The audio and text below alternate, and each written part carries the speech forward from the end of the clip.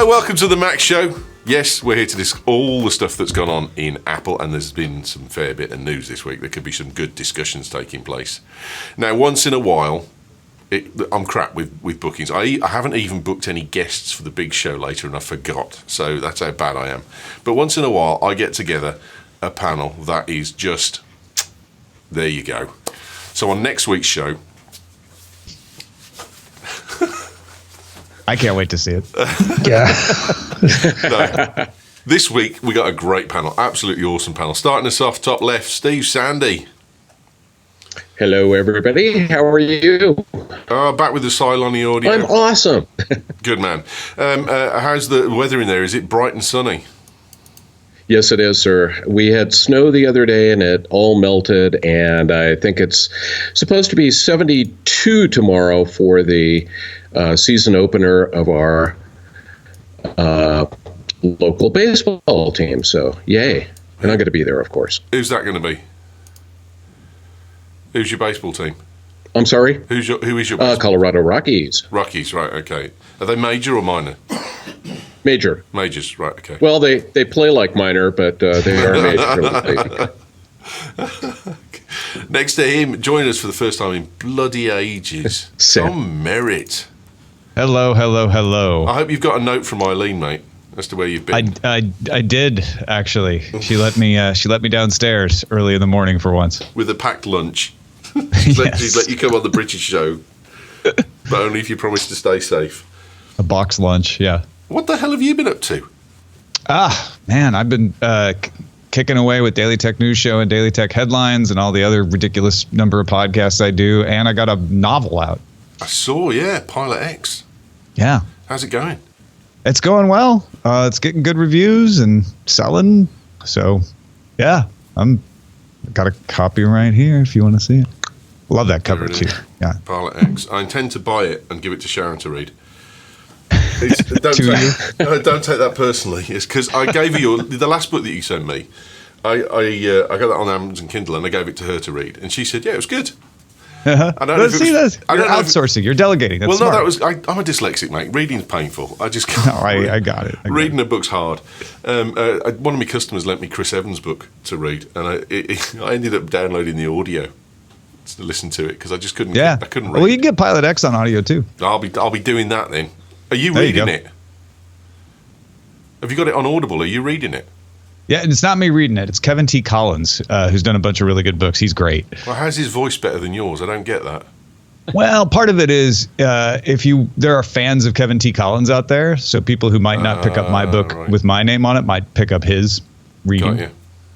Okay, that sounds logical. Fair enough. Yeah. Beneath him, Chuck Joiner. Oh, wrong one. Hello, mate. I clicked the wrong button. How are you, Ewan? Good to see you. I've had better weeks. The best stressed man in podcasting is here. What you been up to, pal? Just staying busy, just like Tom. It just seems like there's a lot of news and a lot of stuff you want to cover. Now, before the pre-show, you and Don were saying that you were going to go to NAB. Yes, we're both going. Now, that's the kind of show I think I should go to, but I'm too scared to go in case it's shit. It's not. It's like this fantastic toy store, especially for all of us. See, that's the other reason I don't video stuff, and so come on over. It's still plenty of time. If I didn't have a return ticket, I wouldn't have enough money to buy one. I think at the end of that show, that's the thing that bothers me. Yeah, that's a fair point. Yeah, and last but by no means least, the godfather of Mac, Don McAllister. Don. Hello. How you doing, mate? Hello. I'm fine, thank you, Ewan. Nice to be back again. It's been a while for me as well. It's been a long time. Yeah, it's been ages. It's not because I haven't invited you. It's just because I'm crap. I'm bloody awful at doing the bookings. We're going to solve that today. So Muller's going to take over doing the bookings because he's got time for a start because he's retired, but also he's probably got some organisation in his body, which I haven't got a single thing. The week in Apple, we can't start with anything else. Mac Pro. We've all been bitching and moaning about how the pros are getting left behind, and there's a significant enough upgrade of 8 cores to the new Mac Pro model with a tumbling price line as well as, and there's been a whole pile of stuff which is really un-Apple. I want to know what Apple's done. They've announced a kind of roadmap. They've said that there's screens coming, and that there's a new Mac Pro redesign coming, and iMac's coming, and that's just not Apple. And they've apologised as well. Discuss. Right, I'll get another beer. Give you a shout when you're done. Oh, anyone's going to start us off? Because, do you want to talk about the aesthetics of the fact that Apple's decided to apologise and publish a roadmap? Because I just think that is out of this. It's like I've woken up in a different reality. I almost feel like they just never, ever, ever apologize for anything, and I don't know. My feeling with the Mac Pro, the 2013 Mac Pro, is that it was always somewhat hamstrung by the fact that it was in this Johnny Ive case, and everything was about design. They really need to get it back to functionality for whatever the new model happens to be. But it was really a good thing to hear this from several of the Apple executives, Phil Schiller and Federighi and whoever else was in there, just to hear that, we're not giving up on the the pro market, and it's a wonderful thing to hear. So long time in coming. Good. Steve, do you want to come in on line 3 and see if that's any better for your audio, because it is chopping up a bit there? Sure. Don? I think they had to, really. I think there's been so much moaning and bitching about Mac Pro and no visibility of what the future direction was. It was. I think their hand was forced. They probably didn't want to do this. In an ideal world, they probably would have wanted to have the new Mac Pro ready, and available. But it sounds as though they are really going back to basics and redesigning it from scratch, and that's going to take a while. So they would have had to stem the flood of discontent with the Pro users and just come clean. And I'm sure it was a hard-won battle inside Apple. I'm sure they didn't do it lightly, but I think they've done the right thing. They've just sort of dangled a carrot out to all those Mac Pro users, and we've got something to look forward to now, which is good. Tom, any thoughts? Yeah, I feel like it's almost a change of mind. And I don't have any inside knowledge of that, but I have been interpreting all of their messaging and all of their decisions to be, we don't feel like it's worth going after that super pro market anymore. So we're going to do machines and apps that appeal to a more mainstream audience. And if that leaves some of the high-end users behind, well, we're sorry. This feels like they changed their mind and said, well, crap. We feel like maybe we miscalculated. We do need that high-end market for various reasons, maybe because they're trendsetters and influencers. And so because of that, we need to sit down and change that message. And they never use the word mistake, right? It's still Apple, almost trying to make you believe that this was the plan all along. But yeah, it is such a departure from their usual approach when they say, we're going to recommit, as if they admit that they hadn't been committed. So I think they changed their minds about that high-end market, and now they're trying to scramble to play catch-up. Chuck, your thoughts? I think that they maybe underestimated the vehemence with which the pro users and the higher-end users would get about this. There were, and then all of a sudden, I think it migrated down, and there were the Mac is dead stories, or the Mac is not going to be upgraded, or where we're going to be is where we're going to stay, and I feel like that's when maybe it changed. That maybe they had to take a hard look at this and say, wow, we really miscalculated, because these people are very vocal and it's spilling over into everything else. No matter how great an iPhone or iPad we make, these people still want Macs, and they're talking a lot about it, and they're not saying nice things. We have to do something. F. Hanshaw in the chat room is saying Craig and Phil deserve a cookie. Poor guys. So here's we did have a conversation briefly in the Slack room between a few of us about, is the Mac Pro crap? and I've got to say, I don't think it is. And here's what I'm thinking is So you get all the people that write reviews about Macs probably don't own a Mac Pro and don't use it day in, day out because of the fact they probably run it off a MacBook Pro at best because that's all they need to do their blogging bit and their reviewing bit. So they're just reviewing tech specs. They might have had one for a week as a review unit, perhaps, or had a go on someone's, perhaps. But I've got a 6-core Mac Pro that's sat over there that I bought a year and a half ago, and it flies. It absolutely churns through video day in, day out. I reckon it saves me sometimes up to half a day on a project with the speed that it does video.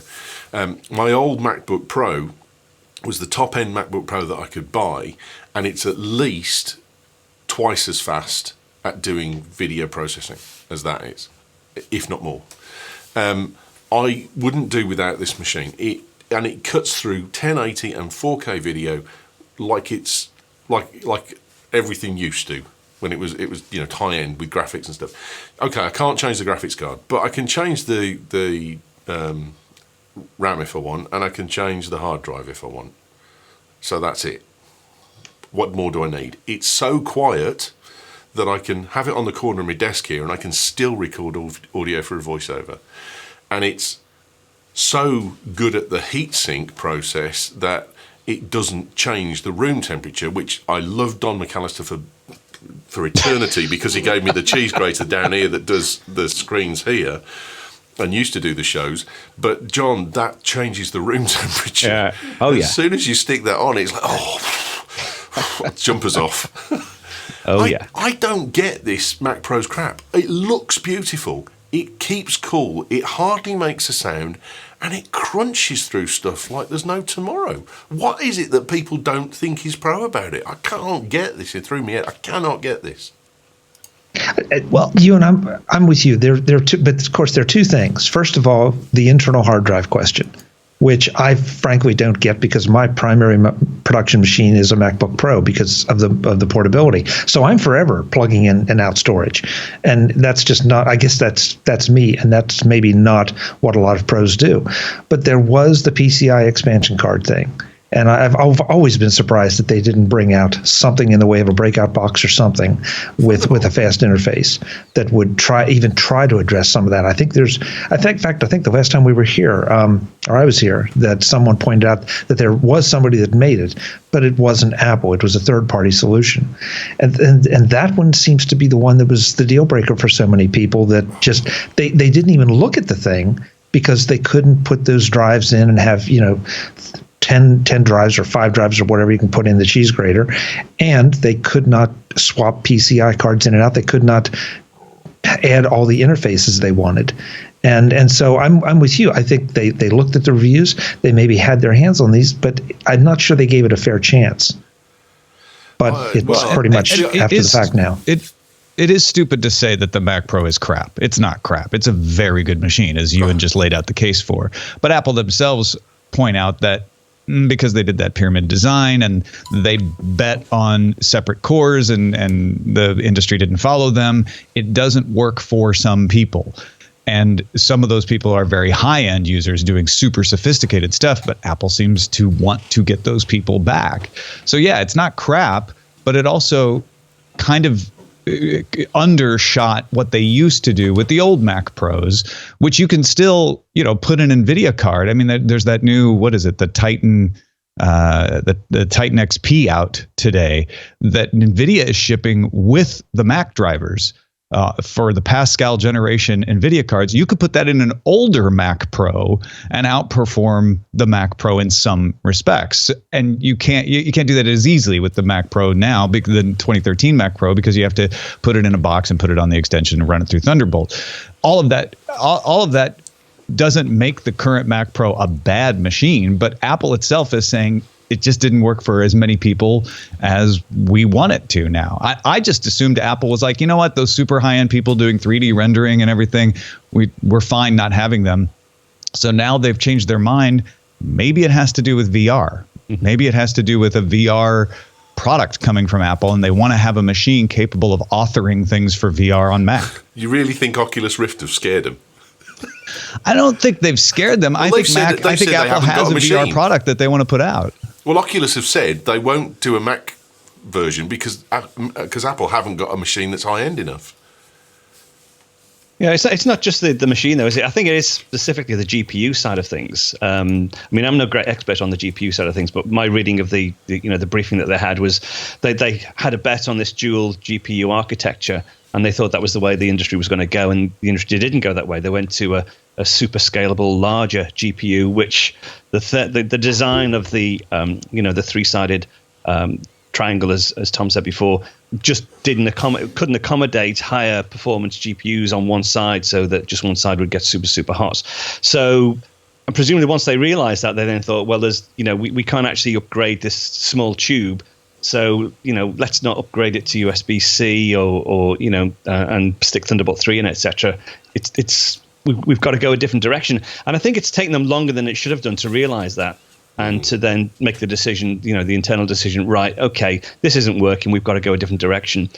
They made that decision too late, and consequently now they couldn't wait for the standard production cycle of 18 months to actually produce the machine without saying anything, so they've had to do this briefing. But yeah, I think it probably is. I think the VR side of things has got a big influence on it as well, because as I understand, the current Mac Pro, you can't really do VR development or use it as a VR machine anyway, and that's obviously a big thing in the future, and they've got to be able to have at least one or two machines in the lineup that can accommodate that. I'm a Mac Pro user. I've got a 6-core Mac Pro 2013. Sits on my desk. It's fine. Does everything I want it to do at the minute, but and I think the main problem as well is that even if the machine is good, the fact that they haven't updated it in such a long time just gives you a feeling of a lack of confidence on the direction of where they're going. So even though it's a great machine now, the fact they haven't updated it for goodness knows how many years, and there was no sign of actually it getting updated to USB-C and Thunderbolt 3, etc. It just made people feel very, very unsure of the direction. So hence they've had to come out with this new plan and this unprecedented way of announcing it as well. Yeah. Steve, anything to come back on? Steve Sande, anyone? You want to say? I'm sorry? Did you want to say anything there? You look like you wanted to say something. I can barely hear you there. Oh, I was just going to, I'm hoping you get to the my favorite machine, the iMac, because... Go for it, mate. Lead us off on the iMac.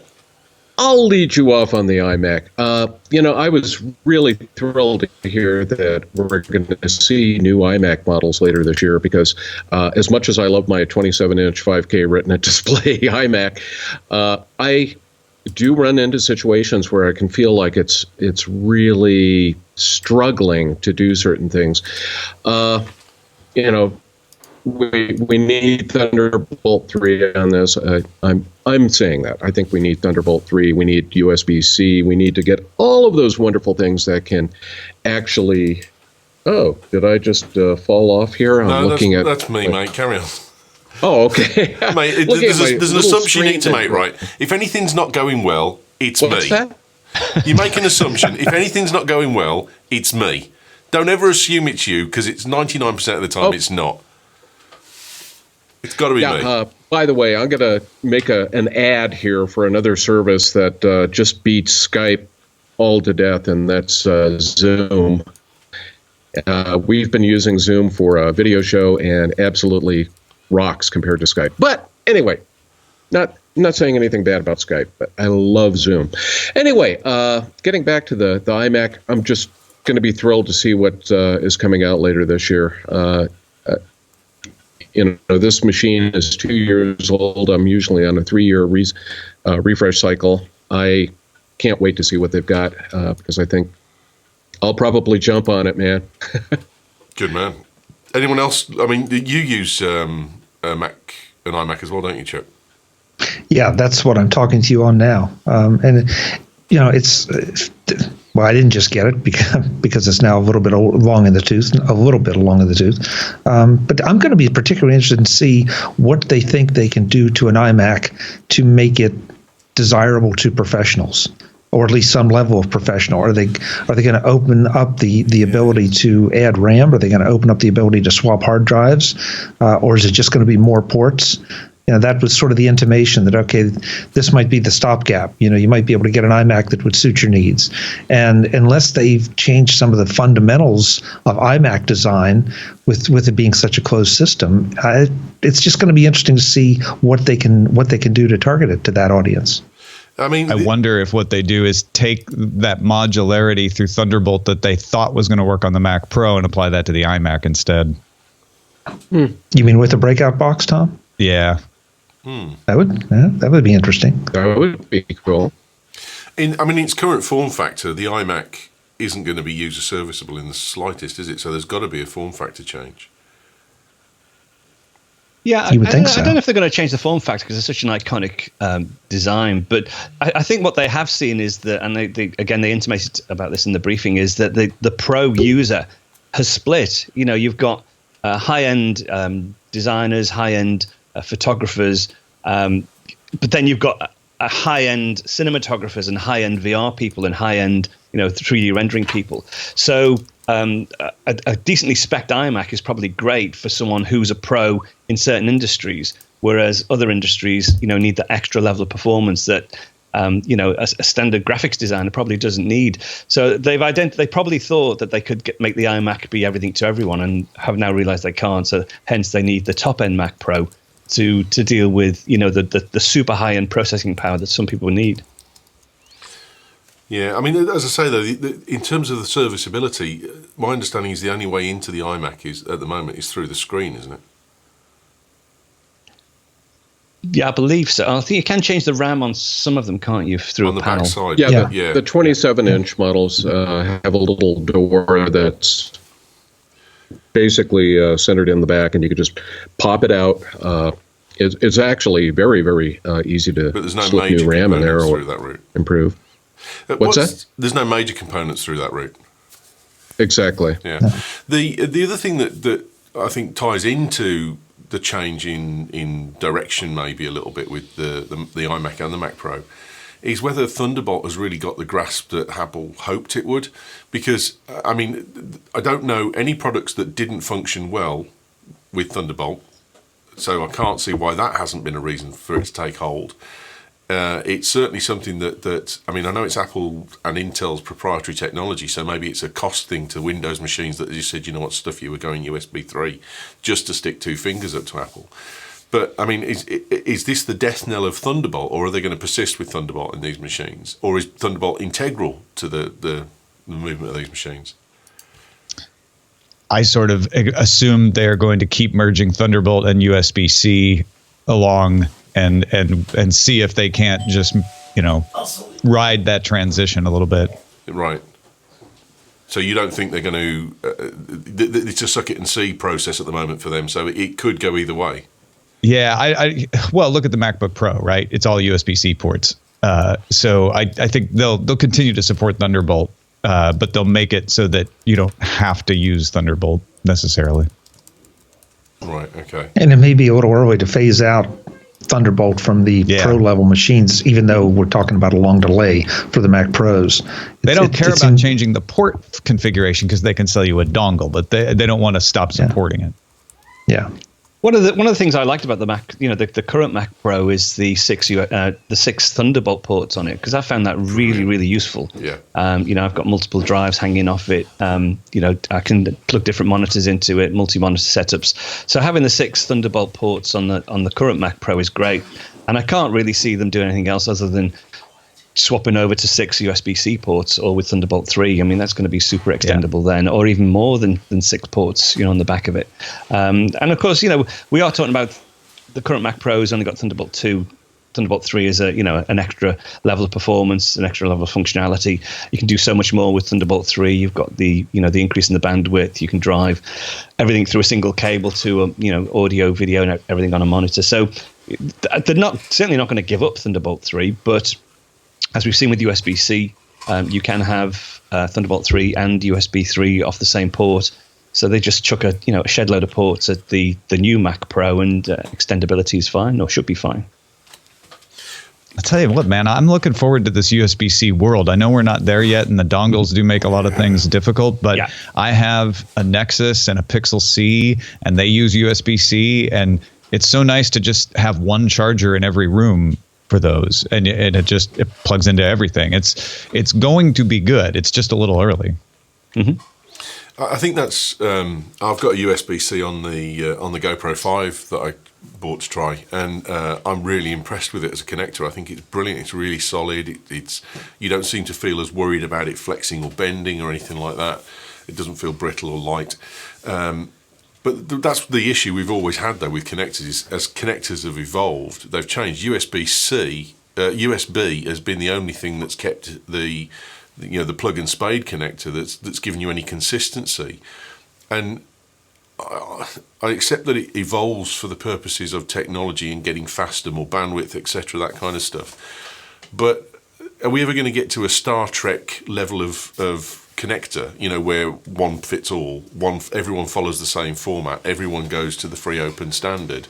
Is there an HTML5 of connectivity, in inverted commas? Or is there a wireless standard where we don't even need the ports anymore? In that far-flung future you're imagining. Well, wireless is great, but it's still not fast enough. I can't transfer files wirelessly. That's I moved 100 gig today I got Western Digital Thunderbolt drives down here, and I plug those into the back of the Mac, and I just work off those, and then I duplicate and back those up using ChronoSync, and I've just done 100 gig in 4 minutes today. Mm-hmm. There's nothing, and that's my other question: is USB-C going to do 100 gig in 4 minutes? Because I don't think it does at the moment. It's not going to get close to that, is it? Did you see Western Digital has new solid-state external drives, the My Passport SSD line? Oh, and how much? $100 for 256 gigs, $200 and $400 for the 512 and terabyte. That's $400 not for the terabyte. That's not horrific. It's not awful, yeah. No. And they're USB-C. Yeah. No, that's good. I used to stay at a hotel in London regularly when I was doing work at Heathrow, and there was a guy I used to bump into in the bar and got chatting, and he worked for a firm that made SSDs, but they were 9 terabyte SSDs. And he was telling me some of the I can tell you some stuff that I'd probably end up getting shot for, but he was saying that they're like £25,000 for a 9 terabyte SSD. Wow. And they store ridiculous amounts of data. I'm sure they've come down to £10,000 by the exactly. No, but these things are like they use them for databases that track aircraft parts and mileages and that kind of stuff, and it's just like unbelievable. Is this a change in Apple, or is this just a one-off? Has someone gone, do you know what? You're close to losing the pro market here. Say something and then stum up, and we'll reevaluate. Or is this going to be? There can't be a roadmap for every product with Apple, because that's just too alien. No, this is a one-off. It must be. This is a unique set of circumstances whereby they're cocked up, and they've got to recover from it. They can't recover in time to produce a product. They would love to just not say anything for the next 3 months. Go to WWDC and say, we didn't screw up the last Mac Pro, but here's a brand new one. And they can't do it. They've got till next year before they can release a new Mac Pro. So I'm afraid that they're going to have to eat some humble pie. And the cleanest way to do it is just to have this briefing, get it all out in the open, and it's done. But you'll never see them do this with the iPad or the iPhone unless they screw up on the iPad and the iPhone. But, in the normal course of events, no, I think it's just a one-off. Yeah, I agree with that. I mean, it's a change in that they did it, but I wouldn't expect it to become a regular thing either. Yeah. What's really going to be interesting is to see what the competition does, because now Apple has said, "Oh, we're back into it. We're back focusing on the pros." And so, what are the other makers going to do to woo the pros before that happens? I think that's going to be really interesting. Chuck, I got to say, mate, you're leading a charmed life, because most people, when their video freezes, it freezes on a really awful face. But you're actually frozen there on a quite a decent look, really, for you, mate. I'd get that captured. You can use that as a headshot. That's good. Yeah, I like that. Yeah, send that to me. Most people are pulling their O face, mate. It's not good. I have to say, though, that although... Too bad you can't animate it. Just have his jaw move up and down. Okay, give me a bit of time. little clutch cargo. Now, although this event has been a one-off, and I don't think we'll see it again in this sort of context, The executives are sort of loosening up a little bit, and we've seen the 2 years on the run now at WWDC, John Gruber's interview with the leading guys in Apple, and that's, in some respects, this briefing might have been a bit of a get-out clause for them, because if they hadn't have come clean on the Mac Pro, they would have been questioned about it at WWDC anyway by Gruber. So that might have been embarrassing for them. So this is a good get-out, a way for them to get away from that. And hopefully they'll still have the conversation at WWDC and perhaps expand on it a little bit more. But we have seen the past 2 years a little bit more openness. And I suppose, so this briefing isn't completely alien to them, because they have loosened up a little bit. But again, I don't think we'll see a similar sort of roadmap ahead in so much. But again, they haven't really given us much detail. They've basically just laid out the sort of strategy for how they're going to cope with pro users in the future. Yeah, it'd be interesting to see how it pans out, because it could go somewhere, it could not. Hanshaw in the chat room saying, nope, USB-C 3 is only, I think, maximum 10 gigabytes per second, and Thunderbolt 3 is 40. So it's not going to hit anywhere near on the same. Thunderbolt's probably one of the best connectivities out there at the moment. And don't forget, for pro users as well, the nice thing with Thunderbolt, especially Thunderbolt 3 with your 40 gigabits per second, is that you can have long leads. So if you have optical leads, you can actually have your main machine in your production suite and run a 100-meter cable to a machine room somewhere where you've got all your solid state hard drives and fast arrays of stuff. So Thunderbolt 3 is a great technology for a pro user, especially if you want to get all your external gear away from the production environment. I love it. Mm-hmm. We've got my FireWire sound card goes to a dongle. That's the only concession I've got, if you like, to it all. But the rest of it, I love my Mac Pro. Love. I'm hoping it's going to last me for sort of 4 or 5 years, but we'll see. Apple signs deal with Samsung for 92 million OLED iPhone panels. I didn't think that sounded a lot. Am I just kidding myself? Well, this is not an announcement from Samsung or Apple, so we don't know if the number's actually accurate. And it could be just the first part of a multi-part order. Who knows? Okay. That'll cover the first weekend. Yes, that's not very many. I think it could also be just for one particular model of the iPhone as well. Exactly. Yeah.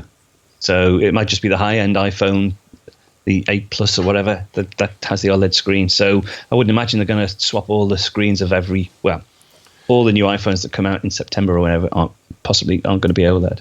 Well, going back to the comment about Apple's roadmap, etc., one of the other problems I think they've got is that there is so many rumours going around about the iPhone 10-year edition versus 8 versus 7S that I think they have to deal with that. Otherwise, I think they're going to see iPhone sales for the next one that's announced go really, really stale, because people are going, well, there's a lot of rumours that actually you're in another month you're going to release the 10-year edition, 8, whatever. So if you push a 7S out to me in September, I'm just going to hold fire and wait and see.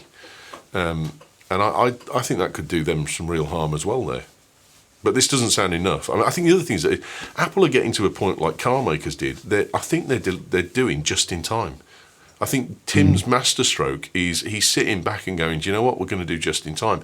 So you've still got, Christ knows how many months on for the old AirPods. There's still stores getting 2. You've got Regent Street getting 2 of these a day.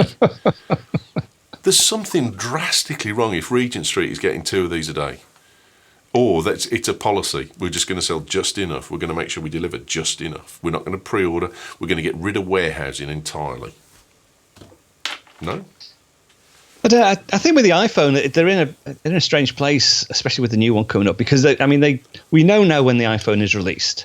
So presumably they know, or they've already assumed, or they can calculate the impact on sales between now and when the next iPhone is released. It mightn't have that much impact on sales.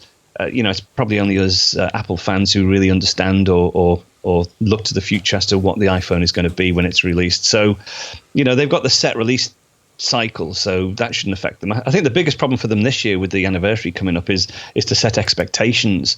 Because you're starting to see, we've seen some weird and wacky, suggestions of what might be from, clear clear iPhones that you can see through for virtual and augmented reality to everything's got an OLED screen and removal of the home button. I mean, there's just so many rumors flying about that I think they probably will have to, in some way, set expectations for September, and they probably can't keep stum until then because, Apple tends to under deliver from what the current rota of rumors are. So that could be quite problematic for them this year because people are expecting so much from the next iPhone. So I think they will have to step in at some point and reset expectations, whether or not it's officially or via their usual channels of influences, etc. Yeah, that's is the underrun a deliberate move, do you think, to try and get people to perceive demand on a quality product, or do you think there's issues on manufacturing, issues in supply chain that are causing it? Which the AirPods or you talk about the AirPods particularly? Anything, because everything has been slow to deliver since the Apple Watch, hasn't it? And that's the Angela Arendt's advent of era. And one of her things would be to try and create an exclusive brand. You have to have exclusivity, as in it's very difficult to get hold of. And it seems to have come since Apple Watch. There's this, we're constantly under manufacturing. And I don't know whether it's as I say, a design to get rid of warehousing. It's a process to create exclusivity or in the brand, or whether there is some serious issue somewhere in the supply chain that Apple cannot get a handle on. But that would have crept out for other users and other companies and other manufacturers, and there'd be a story that couldn't contain itself there. I don't know. I tend to doubt that manufacturers want to have underruns to promote exclusivity. I know there are some cases where it's been true, but that's not a good long-term strategy. Not having enough products to sell to people who want them isn't really good for someone who makes most of their money off selling products. So I tend to think it's probably either like you're saying, a just-in-time strategy that they're fine-tuning, or maybe there's some supply chain problems and parts issues in there that they're hard negotiators. So maybe they're pressing some people because they're like, well, we could switch to another manufacturer.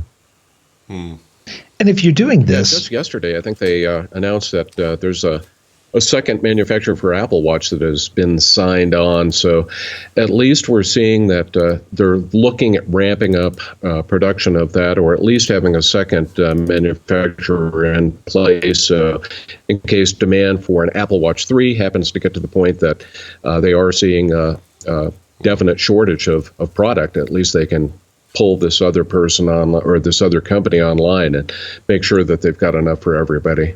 Yeah. Chuck, you were saying? Yeah, if you're doing this, I guess there's a little risk if you plan to go too far under. I'm with Tom on that. But at the same time, it's not. I don't think if you want to go out and get a pair of AirPods and they're not available, what are you going to do? You're probably going to wait. You're not going to look across the aisle and say, well, gee, those are almost as good, or these are competitive, unless you're going on a trip and just absolutely have to have something like that.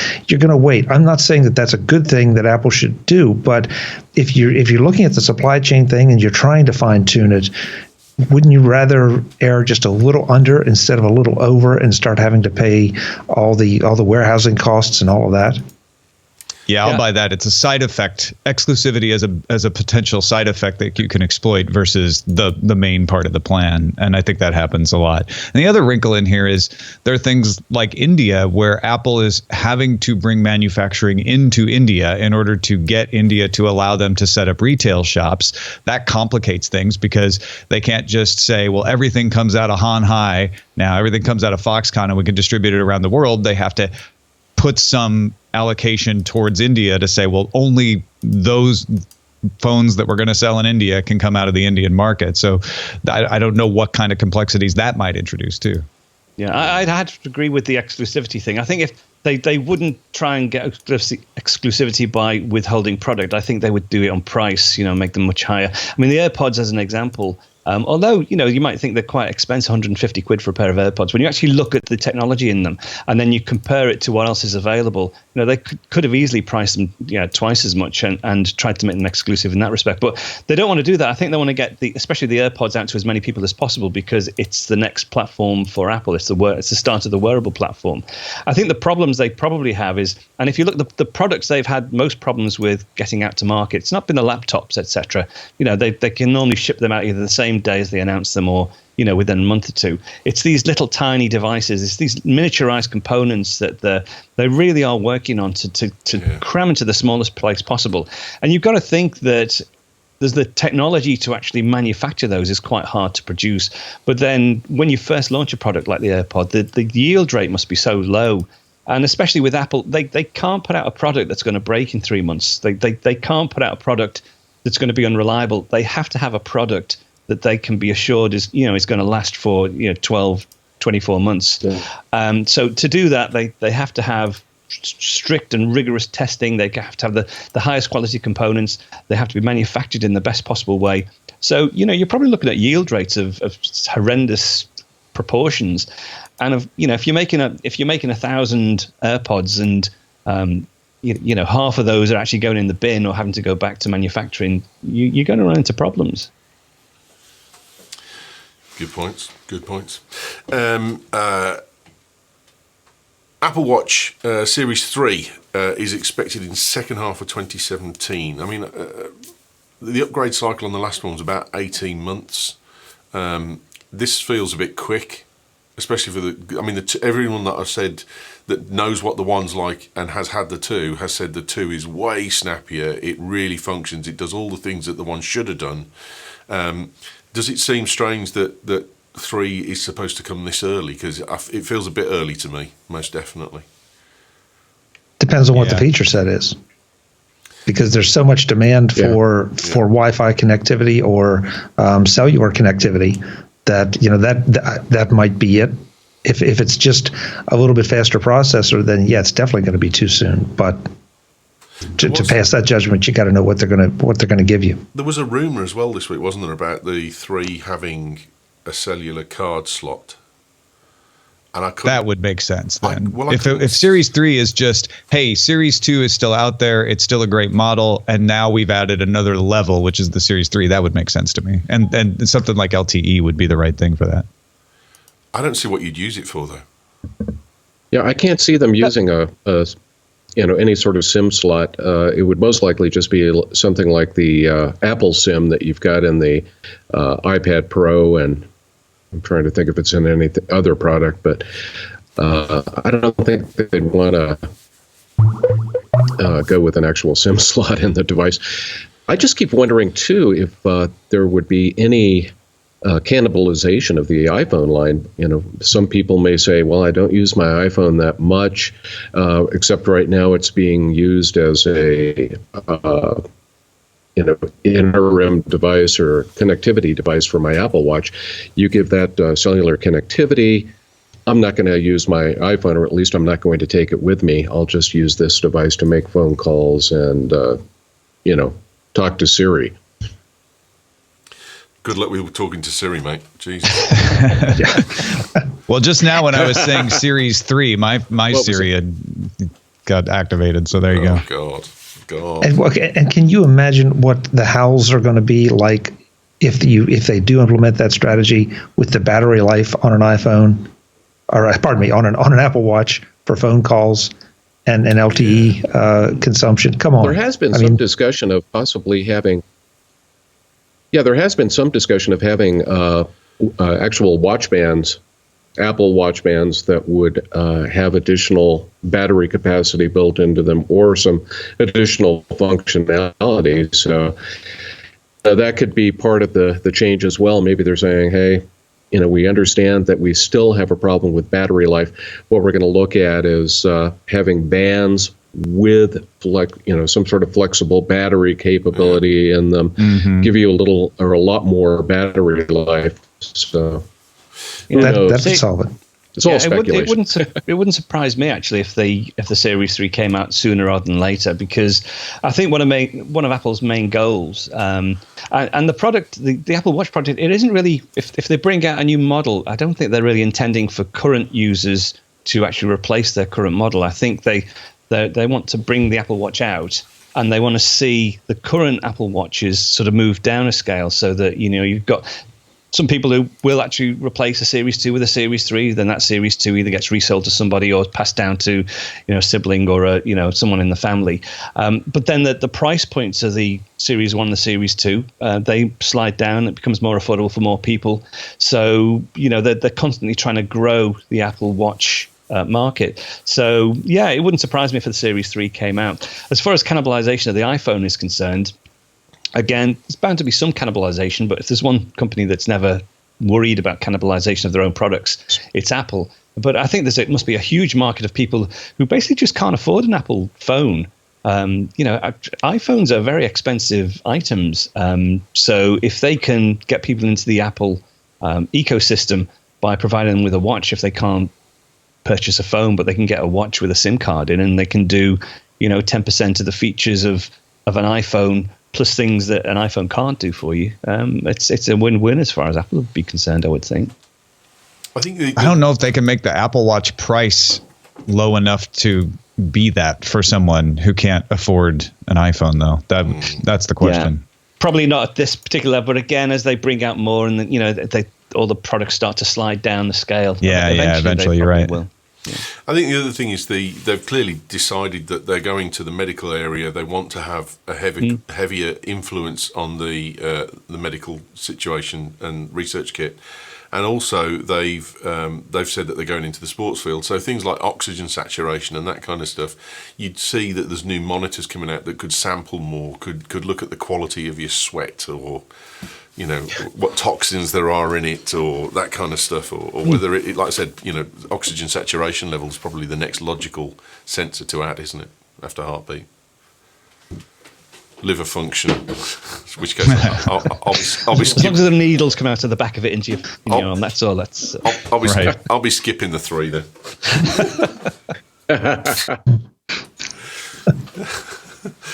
As Muller unless they can improve your liver function with the Apple Watch. As Muller hands me a Guinness on cue. I'm sitting, he's passed me 2 through, and I'm sitting thinking, God, he's telepathic, and I've just realised you can see under my screen. I see the glasses, everything. It's taken me a while. He's got 2 past me before that. Now, if you want Apple and you love your Apple stuff, then think about your eyes, because Hoya do Apple for your eyes. And this week I went out to the NEC and I met up with Mark and the guys at Hoya, and they showed me Yuniku. I've been banging on and on and on about this thing, and it's brilliant. So I went and I stood in front of the machine and I got my eyes measured, and then they put it through a computer, and Mark put in my prescription and all that kind of stuff. And then he said, pick a frame you like. So I picked a frame I like. He chose the frame on the thing. And then there it is. It's me wearing my new glasses, allegedly. It does a 3D render straight away with the glasses on that you've chosen. And the thing that's brilliant about this is it sets the lens in the correct position based on what it sees in the scan of your face. And then it builds the frames to fit your face and to fit the location of the lenses, and it will not, no matter how hard you try, it will not compromise the position of the lens. So the lenses are set for the optimal optical function with your eyes, and then the frames are built around it. And you say, okay, well, I like frames a little bit wider, I want it wider on my head because I've got a big head. Then all you do is you pull the tabs on this and you increase the size of the frame, and it pulls it to the right length to fit your face. And then they send the file off to a place in Belgium who make the frames, and then the frames come back, they put the lenses in them, and they are glasses that are built for you. They go so far that they've even got your name on the inside of one of the stems. That's what this... And I watched the thing making the frames up, and it's basically a big pile of powder, and a laser just dots all over it, firing as it goes through. And at the end of it, the woman reaches into this pile of power and shuffles it and pulls out a set of frames that have just been fired into this laser. this laser into this powder. It's an incredible process. When John and the Hoya guys were here with Mark a few weeks ago, he said that it's more like archaeology than it is 3D printing, and I totally got what he said when I saw the video. It definitely is. Please support Hoya. Please go and check out Yuniku. Please send them an email to podcast@hoya.co.uk and ask them about Yuniku and where they can get measured. There is one machine in the country at the moment. The next machine comes into Wrexham, I think, at the middle of this month. And we're going to go up and do a live type thing, do a periscope or something like that from there and capture some video as well of the whole process. But then my face has been measured already, but it's going to be measured again, and my prescription's going to be done, and I'll have the glasses 2 weeks later. You've got to go and check out Yuniku. They're awesome. Please check out Hoya because they look after us. Please also check out UK2. They give us all the bandwidth. They give us the server. If you've been watching this crap for the last 8 years, then UK2 are the people that have allowed you to do that. So you need to send them some death threats. No, I mean, you need to send them the congratulations for putting up with this rubbish for so long. They're awesome. Please check them out. You get loads of stuff: VPS, VPN, domain names, hosting. There's tons of stuff that you can do with UK2, and you get a massive amount out if you go to BritishTechNetwork.com/sponsors, click on the UK2 bit, and it'll give you all the offer codes that can nearly clear your basket. Simple as that. They're awesome. Please check it out. Please support them. Right, chaps. Steve, has your cat finished climbing up your backdrop during the ads? My cat is, anytime I'm talking and doing things like this, this particular cat wants to come up and join the show. And so good he's really good about it. Generally, he doesn't knock over the backdrop, but I have gotten claws in my crotch before, which is not a good thing. So if you ever see me right in the middle of a podcast and I'm going, you know why. There's your title. Yeah, I was going to say, you invite all these people along, the panel of the year potentially, and we still come up with claws in my crotch as the title. Stuff highbrow. Right, Steve, have you got a cool thing for us? You're on mute, actually, mate. I do. This is actually a combination of actually two products, I guess you could say. What it is this is from Logitech. This is the MK850 Performance.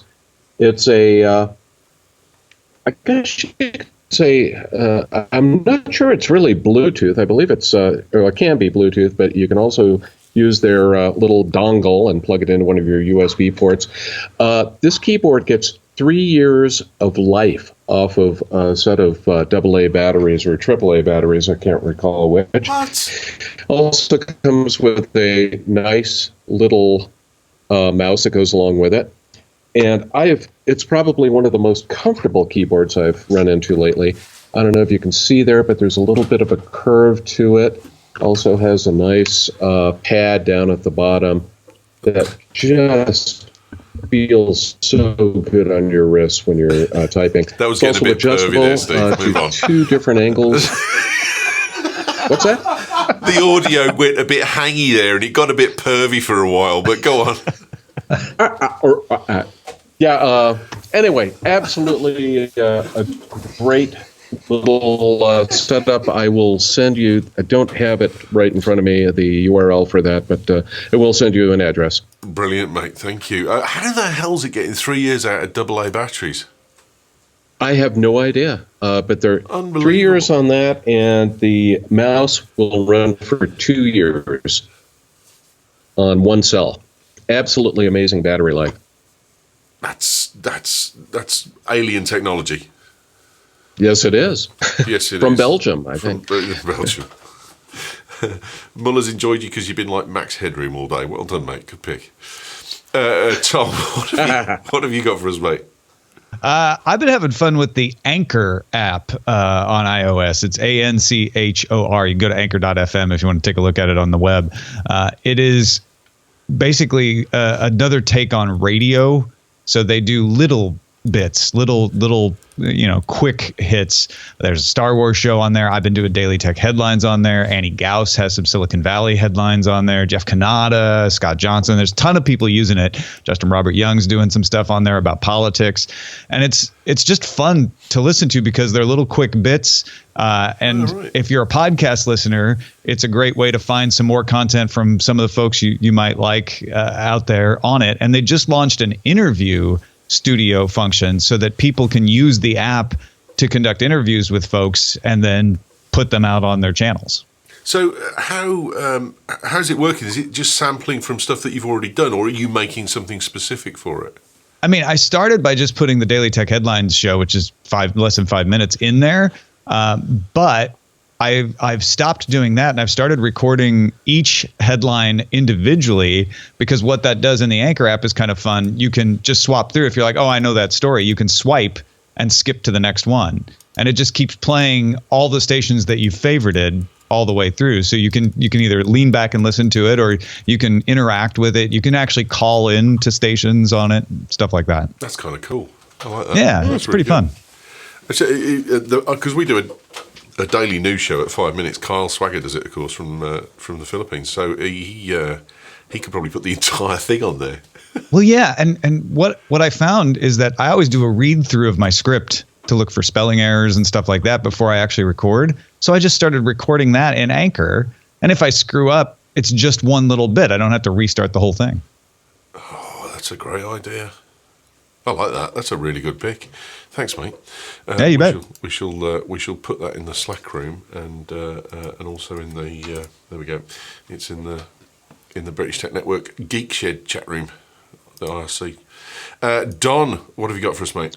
Right. Well, I've got an old faithful, actually. It's not something new. It's something I've had it for years, but I've recently had a need to start using it again. It's a Mac application. It's called FlexTime. It's by Red Sweater Software. It's Daniel Jalkut's Red Sweater Software. And basically what it is it's a very simple Mac application, but it allows you to set up different timers. So currently I'm doing a bit of physio on my elbow. I've got tennis elbow at the minute, not through playing tennis. It should really be called iPad or iPhone elbow, I think. But I need to exercise, do like a 30-second stretch, and then wait for 15 seconds, then do another 30-second stretch, etc. And you can configure FlexTime to have multiple different timers, and then they'll just run concurrently, and they'll give you a little prompt at the end of each timer to go on to the next stage, etc. So it's really useful. I mean, if you're into this, is it the Pomodoro technique, whereby you work for 20 minutes and then you have a 10-minute break and another 20 minutes? You can do all those sorts of things with this little application. So it's very flexible. It's scriptable as well if you're into that sort of thing. But just as a repetitive timer with different time intervals, it's very straightforward to set up. It's $10. It's over at Red Sweater, red-sweater.com/flextime. But I've had it for ages, bought it years ago, but I just use it now and again, and this is a great use for it. Excellent. Is it watch compatible?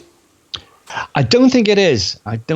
No, it's. I think it's just a Mac app at the moment. It's fairly old, but it needs OS 10, 10.10 or higher. It's probably one that Daniel doesn't work on very much because it does what it's supposed to do, so it's good. Yeah, no, if it works, it works, as long as it keeps ticking, and excuse the pun. Chuck, what have you got for us, mate? Yeah, I've got, I need to explain the use case, I guess. Some of your listeners and viewers probably know that a little while ago, Transporter, which used to live right over my shoulder back there, is no longer there. They end-of-lifed their product. Yeah. And so I found myself with a whole lot of 3 or 4 2.5-inch drives and really no way to effectively use them. So I went and got a number of these little Initech drive cases. They're very cheap. They're like $10. They slide open so that the drive can be dropped in very easily, and then slide shut, lock in, and you've got your drive. It also comes in a white, which is not the important part, but a white USB-C model, so that you actually have the USB-C connector. This particular drive is a couple bucks more. Excuse me, the case is a couple bucks more, and it comes with a USB-C to regular USB cable. Hope you can see that. Mm-hmm. But of course, you can go to Monoprice and pick up a USB to USB-C, and then you've got an external drive with no adapters for your MacBook or your MacBook Pro if you have one of the later versions. Really affordable, super easy to get these things in and out. The performance is very good, and it lets me repurpose these drives for other things and not have them, going in and out of a drive dock, which is a great option. But the thing is, I'm not going to carry a drive dock around. This way, I can carry these around, actually have them be useful to plug in and out.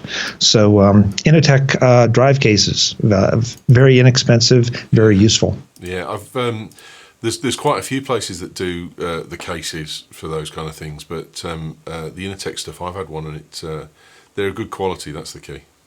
Yeah, and not expensive. It's not like you're going to invest $30 or $40 in a drive case that you really only want for secondary or tertiary use.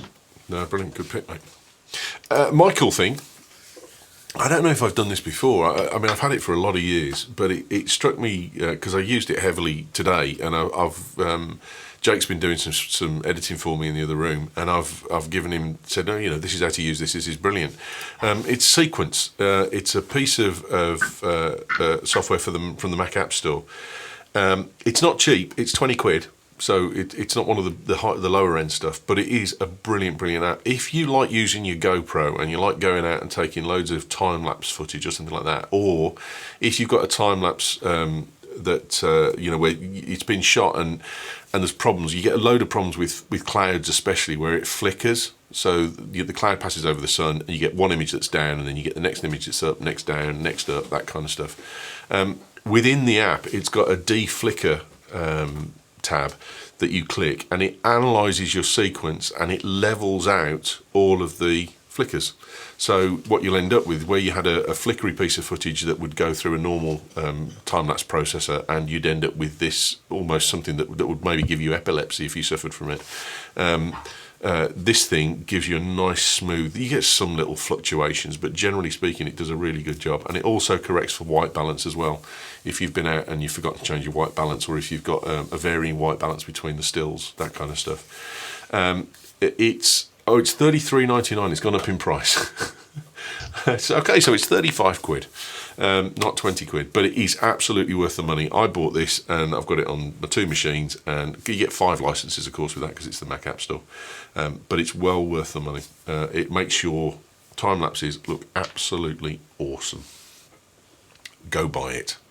Can't recommend it highly enough. One glitch in it, and I wrote to the developer right at the start when I first got it. You do 2,000 images, and then when you load up the next lot of images, it crashes because it doesn't. But if you do 2,000, then turn it off and then turn it back on again, it does another 2,000 quite happily. I don't know what that's about, but I wrote to the developer and said it does this, and he went, "Yeah, we know."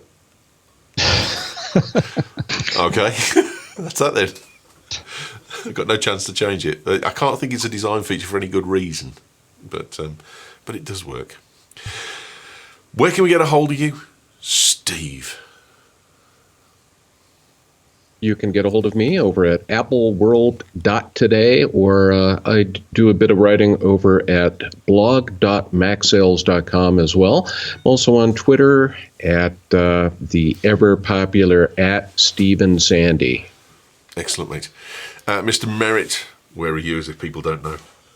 TomMerritt.com, 2 R's, 2 T's, has all of my stuff together. But folks are into tech news should check out dailytechnewsshow.com, our daily roundup discussion of all the news of the day, plus that headline show I was mentioning. That's just the headlines in about 5 minutes. Cool. And the book. Do the book. Oh, yeah, send the book. Pilot X, if you're into sci-fi, space opera, time travel, you want to hear about a guy who just wants to fly a ship and gets caught up into events and has to save the universe. Pilot X, wherever books are sold. And when's it coming to cinemas? Man, I hope so. I would love that. We would all, mate. We'd all, because you'd remember your friends, I hope. I hope, yeah, right. You we'll go back to Hollywood for the premiere. Yeah, you do seem like the kind of guy who remembers his friends. You know what I'm saying? Some of them, yeah. You know what I'm saying? If I don't, it's just my normal lack of memory. Yeah. You're never too big to remember your friends. Chuck, where are you, mate? You can find everything I'm doing at macvoices.com, interviews and everything else. Would love to have you stop over. Mate, I found out you give up your lunchtime to come on our show, and I love you for it. Thank you, man. It's always a pleasure, Ewan. Thank you for having me. Mate, it means so much. That's really kind. And last but by no means least, Mr. McAllister. You can find my stuff over at screencastonline.com, where you'll get my weekly membership service for Apple video tutorials. Or you can check out an app over on the App Store, SEO Showcase, where you can get some free stuff as well, some free tutorials. But I'm on the Twitters as Don McAllister. We say it every time, if you don't subscribe to Don McAllister's Screencasts Online and you're a Mac user, you're a fool. You don't deserve to be a Mac user. There you go. And Don takes time out from world domination to come on the podcast. I stopped my travels to come here especially, that's right. My name's Ewan Rankin. You can get me at Ewan Rankin on Twitter. Live shows are Thursday next week because, of course, it's Good Friday, which is a working day for me, but it's a holiday for everyone else, so it should be fun. We'll see you next week. Thanks for listening.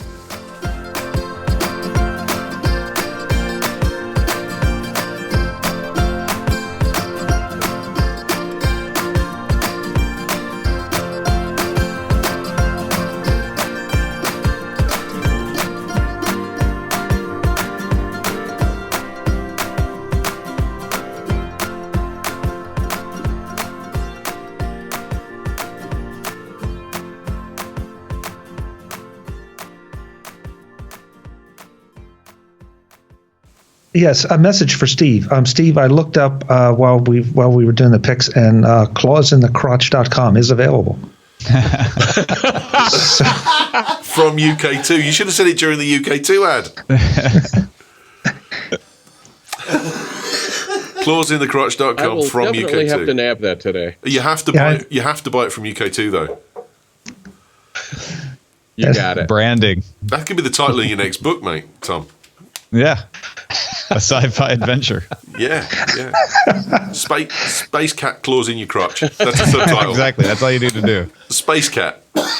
Space cat X sequel. Space cat : claws in the crotch. Claws in your crotch. Wait a minute.